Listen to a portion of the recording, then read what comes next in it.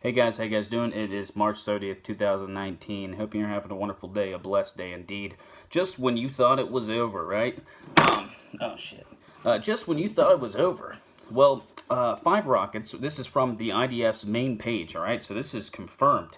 5 rockets were fired from Gaza into Israel, alright? Now, about 10-15 minutes ago, I got word that the red alert sirens were going off in Israel, but everyone had a prediction, a rumor, everything from it was 1 rocket to it's 2 rockets to it was just balloons to just a malfunction. Very stressful day, guys. Well, now we have confirmation that it was 5 rockets.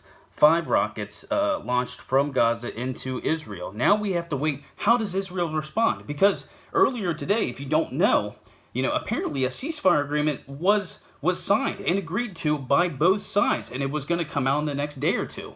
Now, the rumors were flying about what was in the ceasefire agreement, so I'm not even going to touch those because most of them made Israel look like they were giving very heavy concessions to Gaza.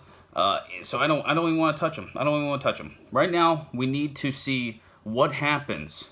How does the IDF respond? Sorry, I'm looking at different news as it comes in right now.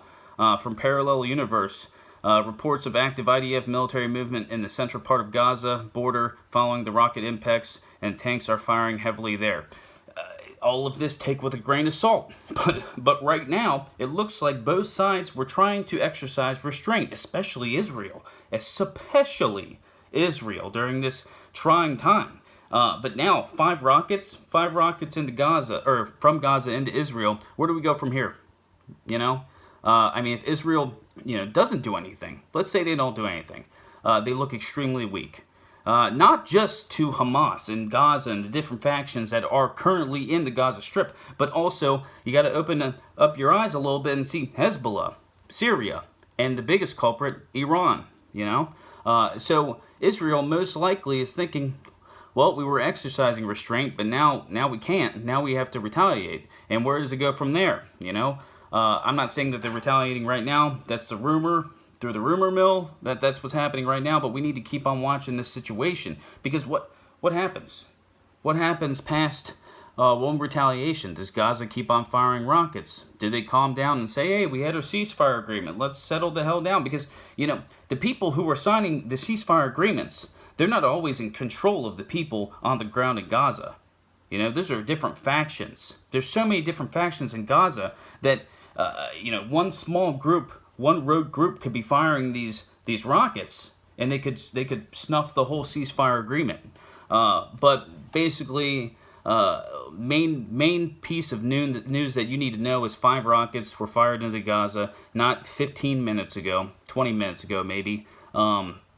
And now we're waiting to see how Israel responds and where does it go from here. Because it looked like things were calming down. Looked like things were taking a turn for the better, and both sides exercised some major restraint today. Restraint that honestly I didn't think was going to be displayed, but it all might be for naught because of this whole rocket attack against Israel that just happened about 20 minutes ago. As more information about this comes out, I'll let you guys know. We'll talk about it, we'll discuss it. Grab a beer, say a few prayers, and as always, keep your eyes to the skies. God bless.